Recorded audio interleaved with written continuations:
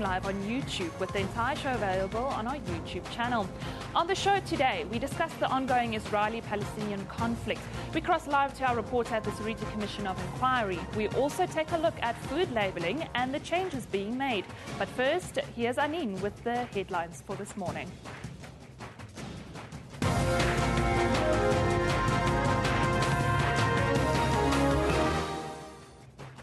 Good morning, I'm Anin Dolmal. Let's take a look at the stories making headlines today.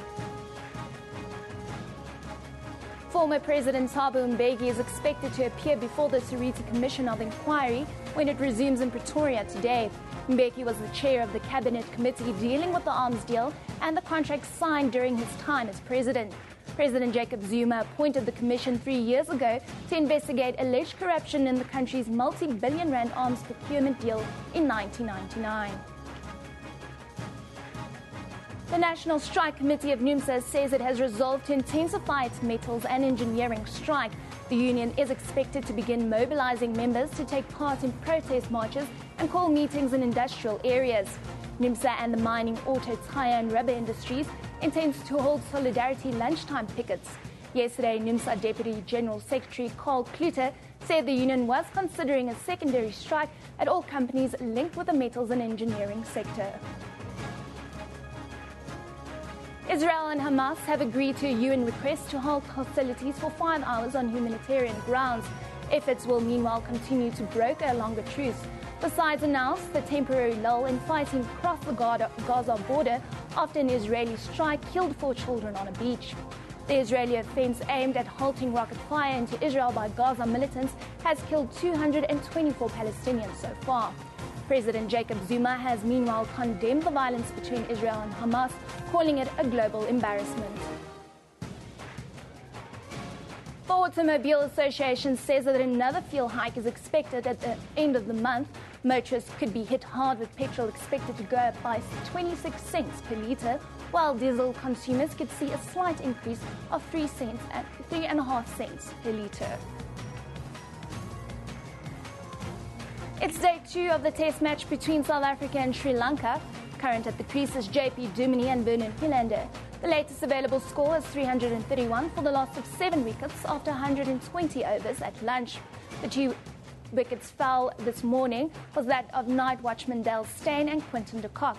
Dean Algar grabbed the opportunity created by the retirement of Graham Smith to score his second test century on the opening day of the first 5-day match yesterday. When Algar was dismissed for 103, he equalised his unbeaten maiden century against New Zealand and St George's Park. All of these stories are available on our Facebook page. You can also follow us on Twitter at SABC Newsroom. Catherine, back to you. Well, thank you, Anin. And yes, that top story this morning. President Jacob Zuma has condemned the violence between Israel and Hamas, calling it a global embarrassment. He was speaking at the conclusion of his 4-day visit to Brazil for the BRICS summit. In the latest developments, Israel and Hamas have agreed to a UN request to halt hostilities for 5 hours on humanitarian grounds. The Israeli offensive aimed at halting rocket fire into Israel by Gaza militants has killed 224 Palestinians so far. The issue of Palestine and Israel, it has to come to an end. It's actually an embarrassing thing globally that at today's world, when we have gone through the last World War, when we have established very powerful international organizations to help resolve issues, there is an issue that is unresolvable. It's actually a difficult thing. Why should we? Why should we have people dying, innocent souls, children and women, in this day and age, when we say we don't want people to die for sweet nothing? Tensions continue to rise in the ongoing Israeli-Palestinian conflict. This week alone saw more than 200 lives lost in Gaza as a result of Israeli airstrikes in Palestine. We are joined this morning by Israeli Ambassador Arthur Link, who has also been summoned to the Department of International Relations to explain his country's actions. Ambassador, welcome to Newsroom. Thanks for having me. I want to start off with the latest reports this morning that you have met with the Department of International Relations. Yeah, I did meet with him yesterday, but you know what? That's what I do all the time. That's what diplomats do, and why it's great that countries have relations so that they can talk to each other. Now, could you please just put us in Israel's position on this matter? Yeah. Over the last week, over 1,000 missiles have been aimed at Israel's cities. 1,000. It's amazing. People in Tel Aviv and in Jerusalem and in Ashdod can't live normal lives. Every few minutes, an air raid siren goes off and they have to go into hiding, just like South Africa would do if it had a similar situation that a neighbor was attacking it. Israel has to protect its civilians. I read an article earlier this week and you were also quoted as saying that the horrific desire for there to be a balance of pain, the imbalance in Hamas' death wish versus Israelis' life wish. Well, it's sadly true. The Palestinians, our neighbors, they're not our enemies. They're our neighbors. They deserve better. The fact is that Hamas rockets are putting their own civilians in danger. They shoot them from homes, from schools, from near mosques. Nobody should do that. They need to be able to stop the rockets so that Palestinians, so that the citizens of Gaza can have a better life. The rockets have to stop. Can you also just clarify us the reports on the South African ambassador apparently being recalled back to South Africa? Yeah, that's not my understanding. My understanding that he's here on holiday and on leave, and it's summertime in Israel. But obviously, you have to talk to the South African government about that. Would you just take us back to the ceasefire negotiations with Egypt this week, where it started on Monday, where it is now? What is the situation there? Well, it's pretty straightforward. Egypt came to the two sides and said, we think that there should be a ceasefire to stop the violence so that the people, both on the Israeli side and the Hamas, on the Gazan side, can be protected. Israel immediately said yes. And Hamas said no.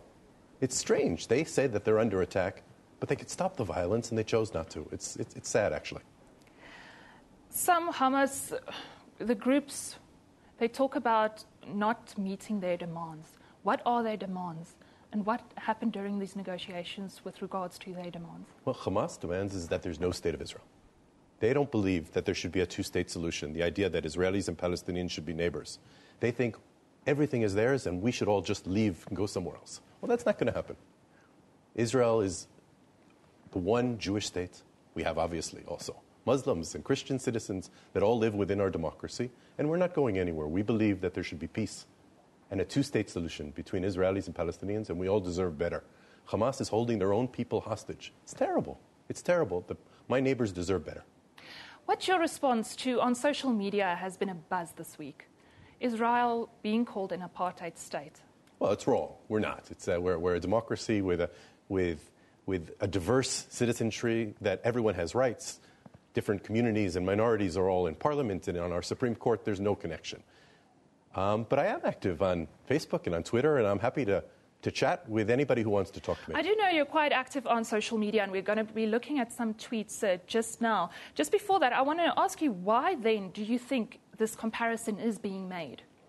Well, the comparison is wrong. It's used as an epithet, as a mean word to just throw out there, but there's no comparison. It's not accurate, and I think that what it really does is it shows disrespect to the people here who fought in the struggle in South Africa and who made this country a better place, to misuse that word, to use it in a lesser way. Then let's look at a couple of those tweets. I know we've got them. It's questions that came in through the night. I understand, yes, here we've got one of them. What are the Ambassador Link's view on Hamas demands? They are, by any standards, reasonable demands. Do you agree? Well, the demand that there should be no state of Israel.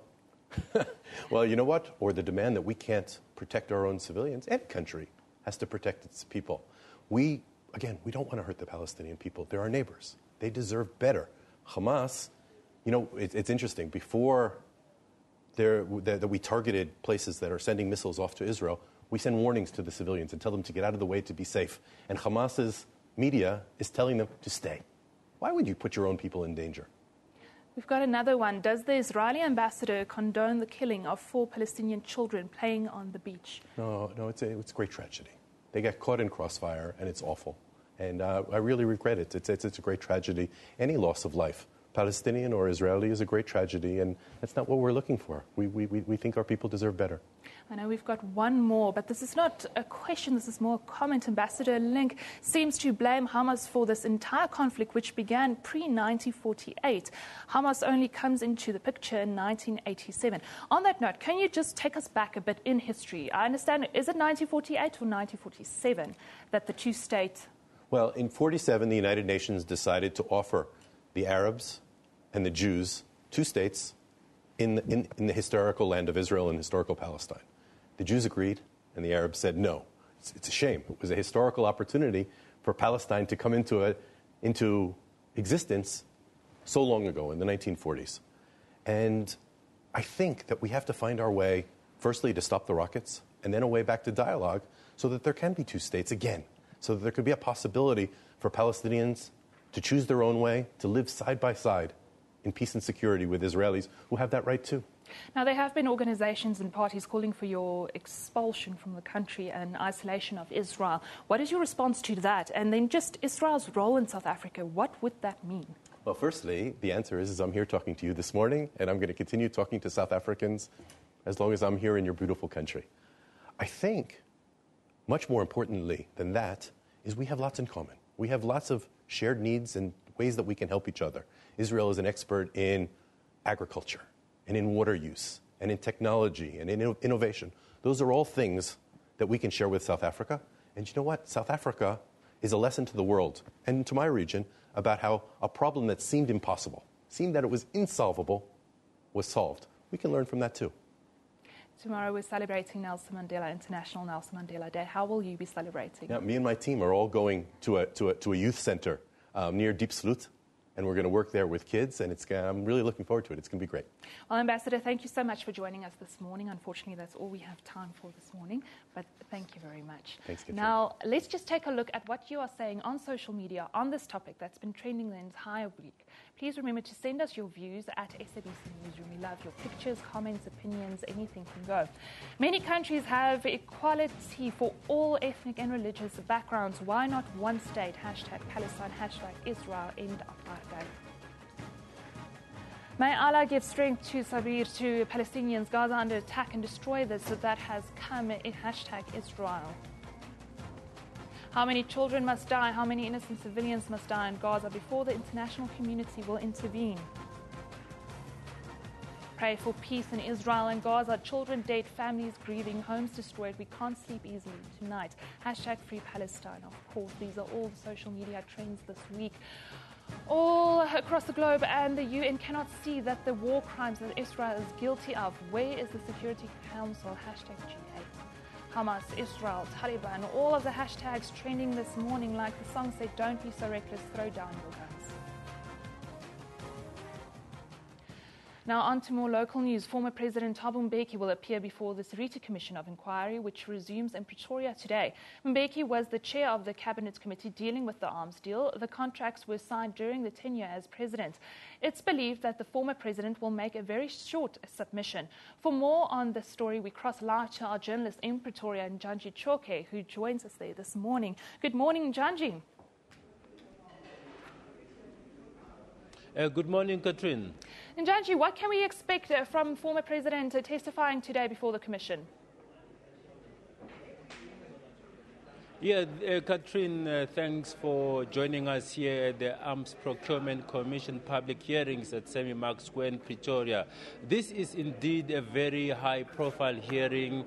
We are seeing a former head of state taking the stand this morning. According to sources close to the SABC, we understand that the former president has just left his Killarney home. He should be here in a short while to come and give his side of the story.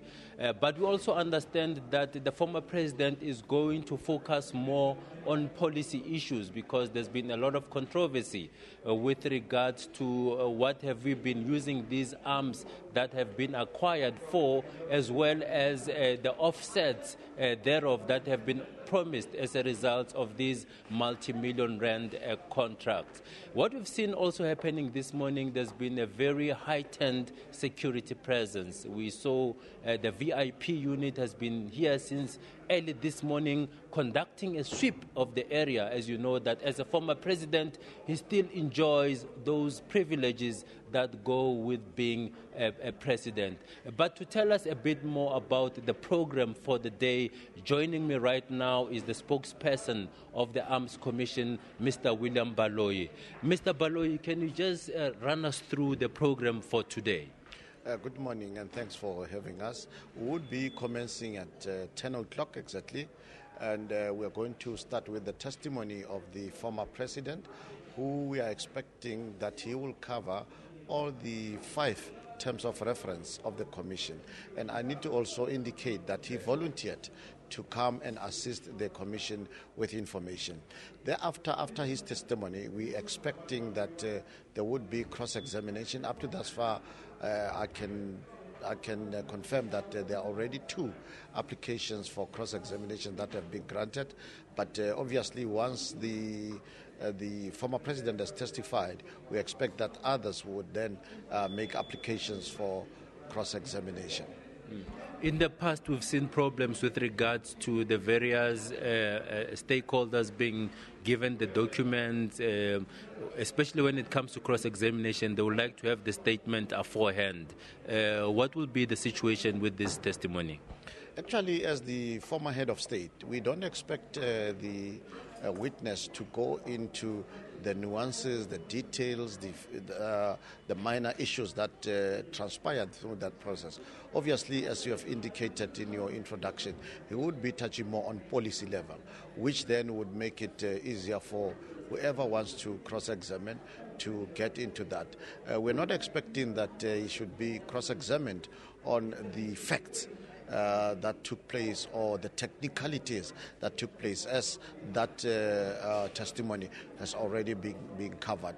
So the problems that we had before were based more on the testimony of those witnesses who were dealing with finer details of things, and the other parties felt that they would need more time to go through those facts and verify them. And that is not what we're expecting with the former state president. Okay. And then we also know that next week you'll be entering into the second phase. What will be happening, and who are some of the key figures to come through and testify?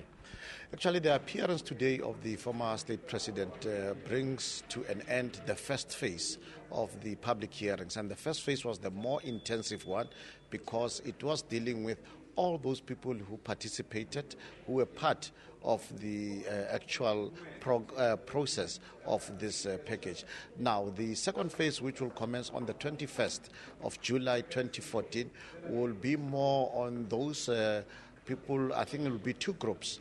The first group is those who are normally termed whistleblowers, who said there is a problem there and there. And the second group would be those who were implicated by the witnesses in the first phase.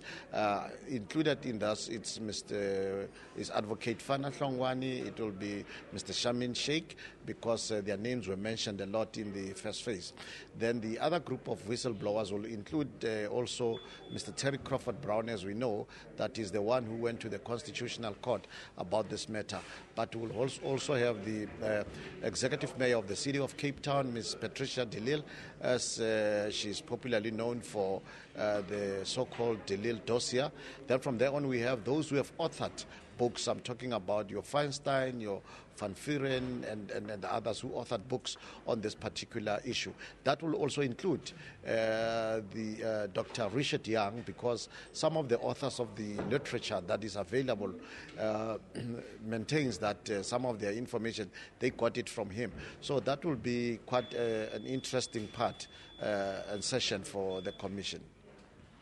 Catherine, there you have it from the spokesperson of the Arms Procurement Commission, Mr. Richard Boloi, just giving us a wrap of what will be happening today, and also taking us forward to next week, where we'll are likely to see sparks flying there with those people that have been implicated beginning to come through. Here we're talking about people like the former special advisor to the late defense minister, Joe Modise, Advocate Fana Hlongwane, as well as the former acquisitions chief at defense, Chippy Sheikh. So it will be interesting to see what really happens next week. But the focus for today is on that testimony of the former president, Thabo Mbeki, whom we are made to understand that he has just left his Killarney home.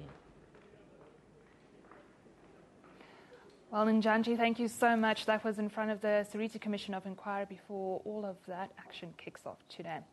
Let's now take a look at the front pages of the World this morning. In Europe, papers reporting on the death of 4 children on a beach in Gaza, where hostilities have now been halted for 5 hours on humanitarian grounds. The papers in the US also seem to be focusing mainly on the Israeli-Palestinian conflict. Then the Nigerian front page of the Vanguard focusing on the latest call for President Goodluck Jonathan to bring an end to the terrorist networks in the country.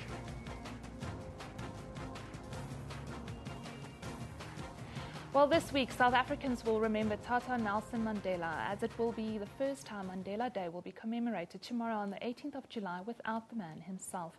To celebrate the great international icon Mandela was, let's take a look at the day Mandela bade farewell to Parliament on the 10th of May 2004, 10 years to the day after he was sworn in as South Africa's first democratically elected president, urging South Africans never to forget their past, but to use it as a guide in overcoming the challenges still facing the country.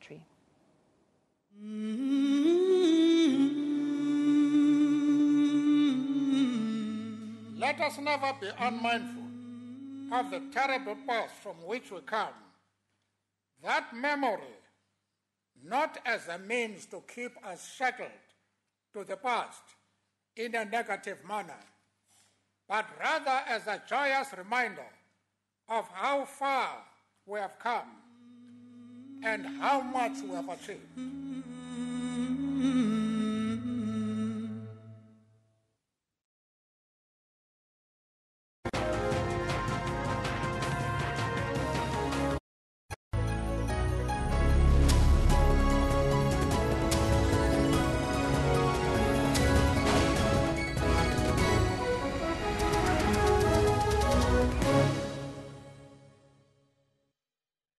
Zimbabwe's government appears to be loosening its grip on the diamond trade.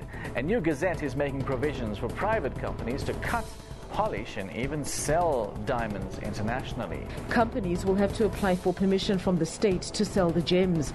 There is now less smuggling of the diamonds themselves, but the issue we now have is transfer pricing. But civil society groups remain concerned about the illicit trade. Industry watchdogs say more transparency is needed in the country's diamond trade. Your World, weekdays between 11 and 12 midnight.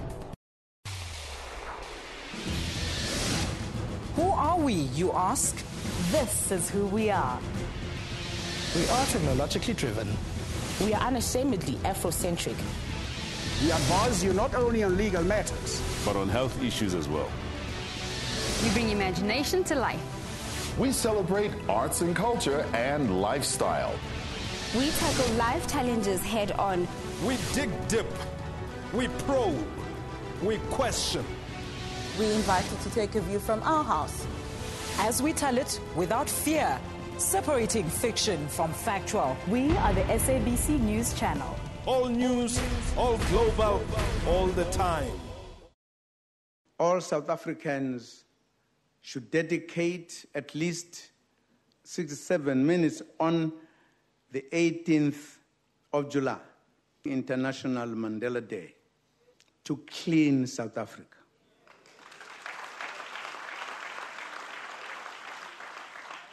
Which is our theme for this year.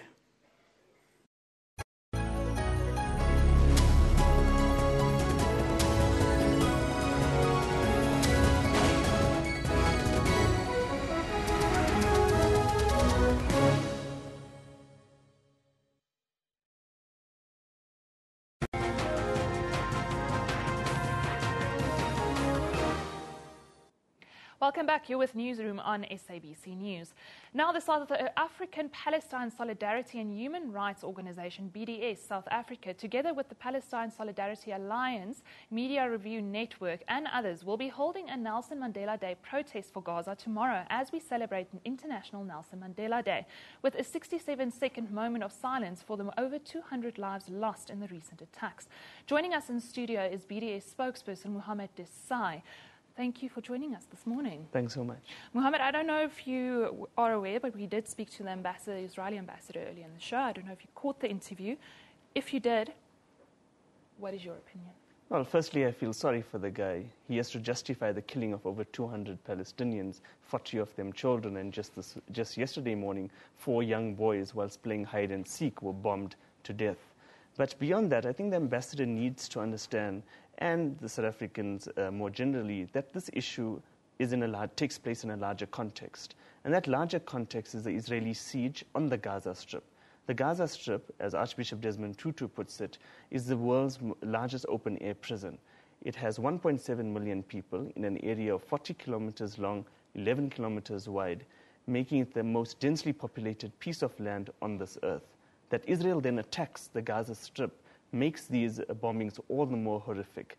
But it's this siege that Israel has imposed on the Gaza Strip, whereby it has closed the land borders, the sea borders, as well as the air borders. It doesn't allow any Palestinian in, doesn't allow any Palestinian out. It is this larger context in which we must view, for example, what the ambassador had raised, the rockets coming out of the Gaza Strip. In many ways, Katrine, these rockets are like a homemade science experiment. It's like the stones that were thrown by the young people in our townships when the apartheid government took control and entered our townships during the 1980s. It's a form of resistance. It's a form of crying out from this open-air prison, saying that we will not be silenced, we cannot be silenced, and that we are an oppressed people. Could you just then place South Africa's role, according to you, in this context? Well, South Africa has a wonderful opportunity. South Africa was the beneficiary of international solidarity. The international community came out in its hundreds of thousands, if not millions, on the streets of London, Paris, Rome, and elsewhere, demanding boycotts, divestments, and sanctions against apartheid South Africa. Likewise, today, we have the opportunity to give back, and to give back by participating in the boycott, divestment, and sanctions campaign, by isolating Israel, imposing pressure from the top, whilst the Palestinian civil society places pressure from the bottom, and this, we hope, would lead to the necessary conditions for just peace to be negotiated between the Palestinians and the Israelis. The Israelis are simply not interested in peace. Then please just clarify what you are expecting from the South African government. Well, we need the South African government to take a bold step similar to the step taken by Chile, by Venezuela, and other governments whereby they've cut and terminated all relations with the Israeli government. We need to tell Israel that there is a price to pay for your violations of international law, and by boycotting Israel, we can achieve this. We saw this is a global thing at the moment. We saw a lot of marches and protests in France as well this week. Now, some of them turned violent, as I understand, and President Francois Hollande had a warning saying that this conflict should not be imported into France. Do you agree that this conflict should also not be imported into South Africa? Well, firstly, we condemn all forms of violence, as well as racism, including Zionism and anti-Semitism, so that there is a basis upon which we work. However, I think that the protests that we've seen across the world in the last few days also shows a wonderful and beautiful sense of human solidarity. It shows people, Jewish people, Christian people, Muslim people, of all faiths and backgrounds coming together and standing in solidarity with another oppressed people. So I think that there is another focus, and that's a larger focus. That's the majority view that you have when you participate. And we're really inviting members of the media, members of the public, members of the community, and others to come out, to join these protests, and to send a very clear message to Israel that these killings need to stop, that this oppression needs to end. Now, tell us a bit more about Nelson Mandela Day tomorrow. How will everything work, and how can people become involved? Well, Nelson Mandela was a long-standing supporter of the Palestinian struggle. He often visited the Gaza Strip, in fact. And so we're going to be celebrating this man's internationalism as well as his support for the Palestinian people by hosting a protest outside the Israeli trade office, the Israeli embassy's trade office in Sandton tomorrow, starting off at lunchtime. And this protest is on the one hand, to celebrate Nelson Mandela, but also to call for the termination of all trade links with the Israeli government. The Israeli ambassador was here earlier on talking about agricultural expertise that he and his government is bringing to South Africa. What he failed to say is that those companies that he's bringing to South Africa, those agricultural companies, are companies based in those illegal Israeli Jewish-only settlements in the occupied Palestinian territories that are in violation of international law. We are going to be there protesting against these violations of international law, but also holding a very somber moment, a 67-second moment of silence for those that have been killed in these recent Israeli attacks. We will be joined by the close friend of Nelson Mandela, Ahmed Kathrada, as well as the grandson of Walter Sisulu, Shaka Sisulu, and several other high-profile and well-respected South Africans. Well, Muhammad, thank you so much for joining us this morning. Thanks so much. Let's now take a look at what you're saying on social media. Please remember to send us your views at SABC Newsroom on Twitter. We value your photos, your opinions, your discussions, all of that. A bit hollow for Israel to claim it doesn't target civilians in Gaza. It has them cooped up in a ghetto and bombs them without mercy. It's 20 minutes after the Gaza ceasefire. It appears Israel has finally paused the massacre. Palestinians have 5 hours to breathe easier. During this time, the IDF will hold its fire in Gaza. This humanitarian window is meant to allow civilians to resupply needed goods. The trending topic this morning, a reminder: in 2008, War Israel claimed ceasefire for 2 hours a day to bring aid, but continued the attack on Gaza in these hours. This Ramadan, stand in your prayer and protest for Gaza, Syria, Burma, #Free Palestine. Now, South Africans can prepare for a water shortage within the next few years. The mismatch between water supply and water demand, a deteriorating infrastructure and management failure are all potential threats and key concerns of this shortage. The local government association, Salga, has, however, assured the country that contingency plans are in place. To talk to us about these plans, we are joined by William Moraka, Salga water specialist in the Directorate Municipal Infrastructure Services. William, thank you so much for joining us this morning. Thanks, Catherine, for having us. Let's just start off with, how do we know that we are facing a water shortage within the next few months? Catherine, we want to take the South African public into the confidence that in the short to medium term, there isn't a water crisis on the horizon.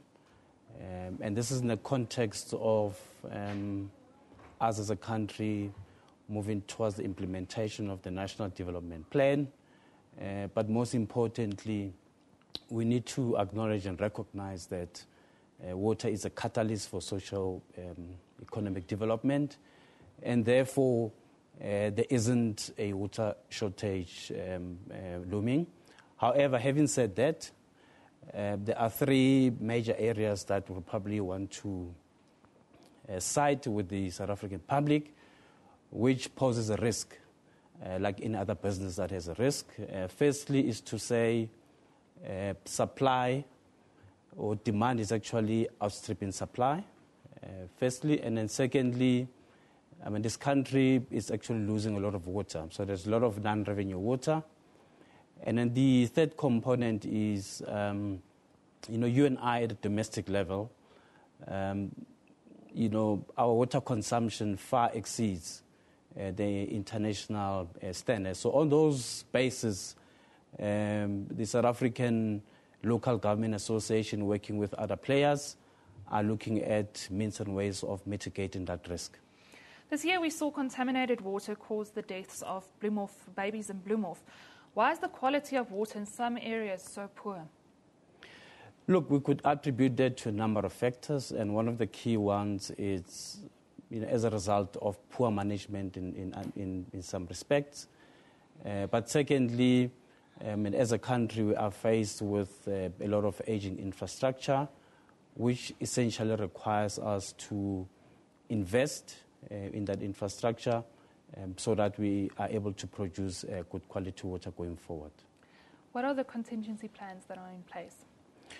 Well, there are a number of contingency plans, and I could cite one or two. The most important one for us is we would want to encourage South Africans to conserve water, firstly, and then secondly, we have adopted what we call a water mix approach, where we'd probably want to use surface water, groundwater, and also look at water reuse going forward. You and I, when we go to the loo to do number 2, we flush with clean water. And going forward, we'll probably want to look at investing in technological advances that will actually help us to reuse water for flushing purposes. On that note, how are communities being educated on water supply and water shortages, and how can they contribute to saving water? Look, our overarching message is South Africa is a water-scarce country. I mean, that's a consistent message we've been saying. And therefore, there are a lot of initiatives that are happening at various levels. And at the national level, the then Minister or Deputy Minister of Water and Environmental Affairs was driving a program called War on Leaks. And we were going into houses with the minister to really educate communities in terms of how we need to save water going forward. And then secondly, private sector has shown a lot of interest in this space. And we're engaging with a number of players, particularly through a structure called the Water Sector Strategic Partnership Network, where we have big players such as your Nestle, your Coca-Cola, your SAB, where we would want to join forces to make sure that going forward, water is conserved for future generations. Now, service delivery is also a problem that needs to be addressed. How is Salga supporting municipalities in this regard? What we've done, you would acknowledge that, or you would have noted that in the last couple of weeks we've launched this particular initiative, and maybe you can show your citizens or your viewers that we would want to improve performance of municipalities through what we call a National Municipal Benchmarking Initiative. It's an initiative that's been running for the last 3 years, and we then produce this particular report. So at any given time going forward, we're then able to tell you precisely how municipalities are performing, and we want to do this on a year-to-year basis, firstly. But secondly, going forward, we are engaging with our members to make them understand what it takes to run a water services business. And we've roped in a lot of mentors and coaches as part of the Salga team to help municipalities perform better going forward. Well, William, thank you so much for joining us this morning and sharing all of that knowledge with us. Thank you. Let's now take a look at what's been happening on our Facebook page. Radio DJ Donald Sibulai has pleaded not guilty to the murder of his girlfriend, Dolly Chabalala.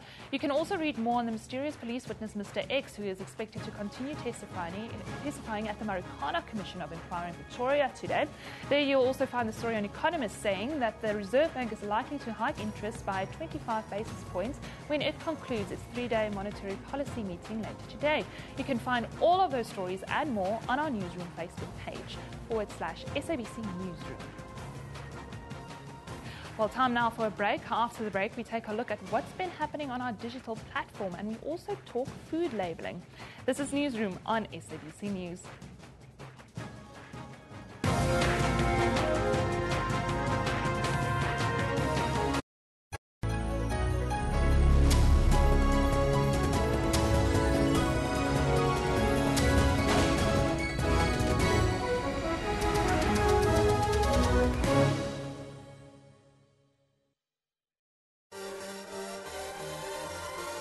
Jessica the hippo was found after she was washed down the river shortly after birth. Today, she is a large hippo and still returns for feeding and human interaction. She also loves body exfoliating. Yes, she has a mask as well. Jessica is the world's most famous hippo, and perhaps she's the only one who has forgotten how aggressive she's supposed to be. That's Kaleidoscope, Sundays 5:30 p.m. on SABC News.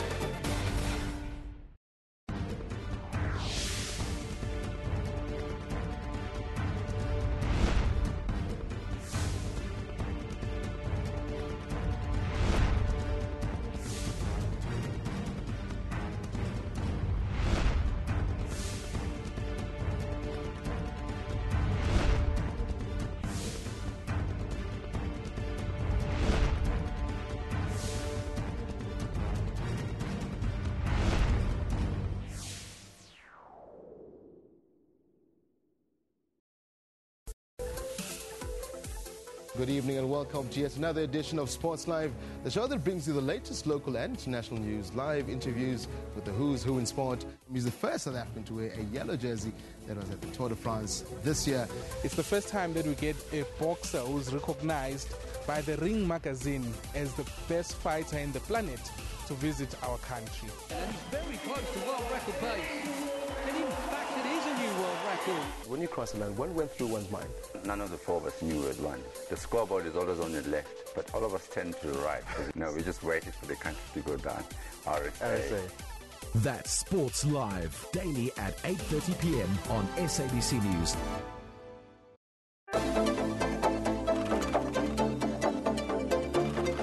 Do you hate white people? Not at all. Some of my best friends are white. But you can't be complaining about the money spent. You're benefiting. No, I'm not. You're paid. No, I'm not at all. Are you not paid? And in any event, firstly, it's none of your business. Secondly, I get paid what I'm worth, and I think I'm worth what I've been paid. Watch Question Time with me, Mpho Tsedu, Monday to Thursday at 5:30 p.m. on the SABC News Channel.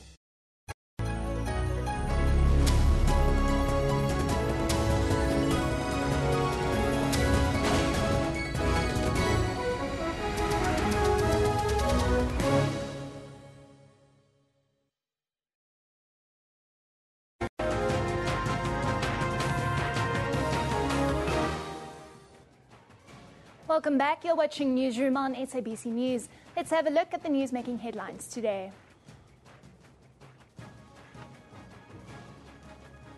Former President Thabo Mbeki is expected to appear before the Suriti Commission of Inquiry when it resumes today in Pretoria. Mbeki was the chair of the Cabinet Committee dealing with the arms deal and the contracts that were signed during his tenure as president. President Jacob Zuma appointed the commission 3 years ago to investigate alleged corruption in the country's multi-billion-rand arms procurement deal in 1999. The National Strike Committee of NUMSA says it has resolved to intensify its metals and engineering strike. The union is expected to begin mobilizing members to take part in protest marches and call meetings in industrial areas. NUMSA and the mining, auto, tire and rubber industries intend to hold solidarity lunchtime pickets. Yesterday, NUMSA Deputy General Secretary Carl Kluter said the union was considering a secondary strike at all companies linked with the metals and engineering sector. Israel and Hamas have agreed to a UN request to halt hostilities for 5 hours on humanitarian grounds. Efforts will meanwhile continue to broker a longer truce. The sides announced the temporary lull in fighting across the Gaza border after an Israeli strike killed 4 children on a beach. The Israeli offense aimed at halting rocket fire into Israel by Gaza militants has killed 224 Palestinians so far. President Jacob Zuma has meanwhile condemned the violence between Israel and Hamas, calling it a global embarrassment. The Automobile Association says that another fuel hike is expected at the end of the month. Motorists could be hit hard with the petrol expected to go up by 26 cents per litre, while diesel consumers could see a slight increase of 3.5 cents per litre. Play has started after lunch on the second day of the test match between South Africa and Sri Lanka. Current at the crease is still JP Duminy and Vernon Philander. The latest available score after 128 overs is 360 for the loss of 7 wickets. The 2 wickets to fall this morning was that of night watchman Dale Steyn and Quinton de Kock. Dean Elgar grabbed the opportunity created by the retirement of Graham Smith to score his second test century on the opening day of the first 5-match-day match yesterday. When Elgar was dismissed for 103, he equalled his unbeaten maiden century against New Zealand at St George's Park.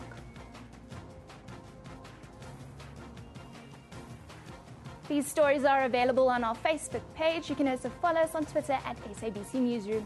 Katrien, back to you. Well, thank you, Anine. Consumers will soon have more information about what is in the food they buy if proposed new labelling legislation is adopted. If enacted, the regulations will force food producers to put nutritional information on all products. They will have to state how much salt, sugar, fat, protein, carbohydrates are in each item. The draft regulations will also make it harder for consumers to be misled. Currently, only products that make health claims such as high in vitamin C or low fat must give nutritional data on the label. A food consultant, Nigel Sinley, joins us in the studio this morning to give us a bit more clarity on this. Welcome to Newsroom, Nigel. Good morning. Nigel, we're talking about food labelling on the boil. What is this all about? Well, we've always had food labelling in this country, or let's say we've had it for a long time. But there have been a lot of changes in recent years. There was a major set of new regulations which were first gazetted in 2010 and actually became law 2 years later. And now we've recently seen the publication of some further revisions to these regulations, which are designed to not only tighten up some of the loopholes, but also to give manufacturers of foods the opportunity to make legitimate claims about the benefits of their foods. So there's a lot more change on the horizon. But why only now? These things take time. There's a very lengthy and involved consultative process involved, because you've got to have regulations that are fair to the consumer, but are also realistic. There's no point in promulgating regulations which are going to be unworkable or unenforceable. And the Department of Health, who drives these particular set of regulations, have gone through this process. They've done a reasonable job, but we still need some more consultation before, for example, what's just been gazetted becomes final, because there are some good stuff in it, but there's also some issues in it which are really not going to work, in my opinion. Some say that people dig their own graves with their mouths. What is this going to help? Well, the onus is on the public to read what is on the labels. It's no use complaining about lack of information and then not making any effort to understand what actually goes onto a label. I mean, I think we would all agree that if you just found a can of beans on the shelf with beans on it and nothing else, I don't think that's the answer. The fact of the matter is food, whether we like it or not, and nutrition in particular, is a complicated subject. And there's a lot of simplistic solutions around. And what these regulations do is tackle the very thankless task of trying to put what is sometimes quite complicated technical information into layman's language. And people always say, well, we want more information, and then they complain they don't understand it. All over the world, people are battling with this dilemma of giving the right information, but giving it in consumer-friendly form. It's not an easy thing to do. What kind of products are we talking about in particular? Well, we're targeting everything in the sense that we do have standardized labeling requirements for all foodstuffs. What these new regulations are doing in particular is making provision for the ability to make certain types of nutrition and health benefit claims for products that are either on the market already or which will hopefully come into the market in the future. There's been virtually a blanket prohibition on these sort of claims for the last few years. And this new regulation now does make provision for it, but with a lot of provisos. For example, you will not be able to make claims relating to nutrition and health benefits unless the product fundamentally has good nutritional characteristics. You would not be able to, for example, take a packet of potato chips, fill it full of vitamin C and say it's good for you. You know, there are mechanisms in place which will stop this sort of thing from happening. This is actually my next question. How will we make sure manufacturers do not misrepresent their food? Because we have a proposal under this new regulation, which is for a concept called nutrient profiling. And what nutrient profiling does is that it takes a holistic view of the fundamental nutritional characteristics of the product. It looks at it in terms of things like fat content, sugar content, saturated fat content, sodium or salt content, and it scores the product along those lines, but also gives some positive components such as protein content, fiber content, quantity of fruit and veg that might be present in the product, and uses that to offset the less desirable nutritional characteristics. We finish up with a score, so to speak, which tells the manufacturer whether or not they'll be able to make claims for their product. We hear of all sorts of diets, and people are always quick to jump on the latest diet train wagon. Can you your advice to people who want to lead a more healthy life? Well, to me, I take it to absolute basics because I'm not a dietitian, I'm a food scientist, although I've been involved in nutritional issues for years. My answer is very simple, 3 words. eat less food. Very simple. So anything that reduces your kilojoule intake will inherently help you. And there's so much fad stuff around, and people are always looking for a magic bullet. I say, watch what you eat and eat a bit less than you've been eating before, and something will happen. Well, Nigel, thank you so much for joining us this morning and giving us those My pleasure. those little tips. Well, that's it. Newsroom is broadcast every weekday morning between 9 and 10 a.m. from our studios in Johannesburg, South Africa. The show repeats at 2 in the afternoon with a rebroadcast at 5 a.m. the next morning. We're also live on YouTube at that time with the entire show available on our YouTube channel all day long. This is SABC News. You've been watching Newsroom. We love it in the morning.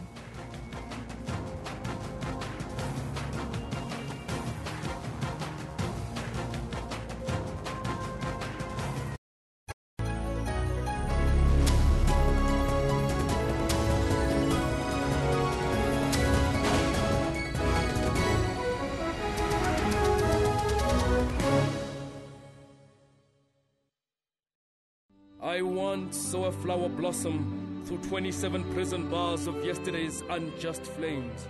I felt an old woman's anticipation for the country's first open elections. And I heard the loud celebrations of that flower's historic inauguration. I was there when Unity sang of how the Springbok never held anything back. And we saw a first-time band of 11 men, Shibobo possibility throughout the land. At the foot of Africa, time remembers how truth can reconcile a people. We carved our name into space, and on the world stage, our art stood united. When we blow that vuvuzela, the whole world goes into a trance. And even in that tearful hour of the flower's separation, we are a people who see the music and hear the flowers dance. SABC, sharing 20 years of inspiration. Murder accused Oscar Pistorius could face at least 30 days in psychiatric evaluation. Mr. Pistorius has a long history of generalized anxiety disorder that appears to have been increasing with time. The state can ask for such an evaluation according to Section 78A of the Criminal Procedures Act. It is likely to have commenced at the age of 11 months when he was hospitalized and underwent bilateral below-knee amputation. So you agree with me if I say that he foresaw the possibility that he might have to shoot when he armed himself and approached danger? Yes. Make sure you don't miss Your World, weekdays between 11 and 12 midnight.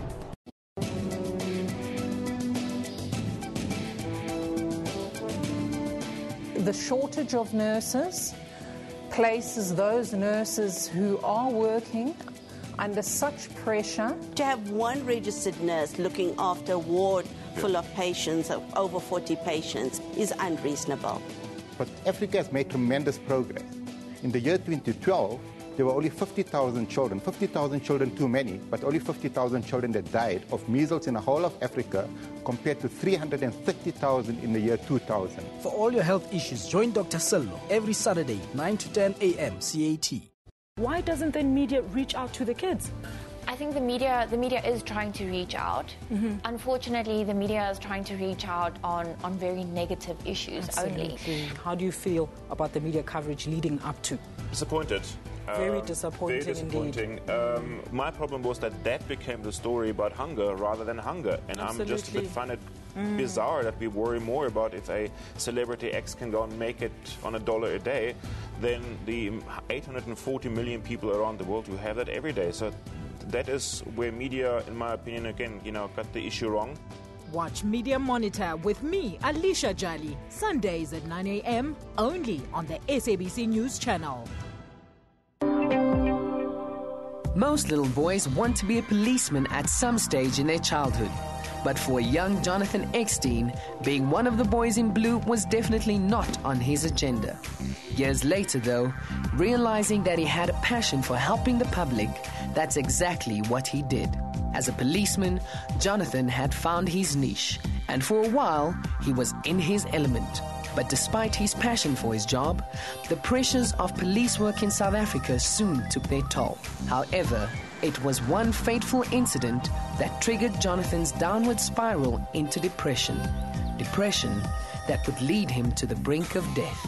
Late one night in Khayelitsha, Jonathan and a colleague were on a foot patrol and were attacked by a group of drunk shack dwellers. Jonathan came off second best. My colleague was pulled into a sack and they've closed the sack. I was standing outside when I rushed in. We were confronted with a group of 8 men inside. First started to fly. I tried